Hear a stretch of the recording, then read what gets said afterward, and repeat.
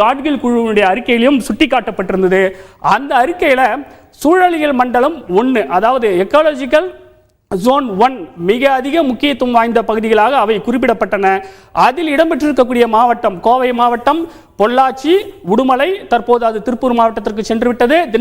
திண்டுக்கல் மாவட்டத்தில் கொடைக்கானல், நீலகிரி மாவட்டத்தை உள்ளடக்கிய உதகை, கூடலூர், கோத்தகிரி ஆகிய பகுதிகள், தேனி மாவட்டத்தில் உத்தமபாளையம், திருநெல்வேலி மாவட்டத்தில் அம்பாசமுத்திரம், செங்கோட்டை தற்போது தென்காசி மாவட்டத்திற்கு சென்று விட்டது.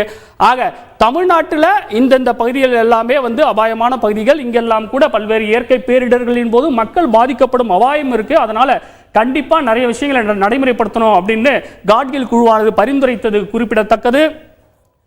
தற்போது கேரளாவுக்கு ஏற்பட்டிருக்கக்கூடிய இன்றைய நிலை, இன்றைய பேரழிவு என்பது நாளை மேற்கு தொடர்ச்சி மலையை ஒட்டிய மற்ற எந்த மாநிலங்களுக்கும் ஏற்படும் அப்படின்றது கண்டிப்பா நம்ம நம்பலாம். அதற்கு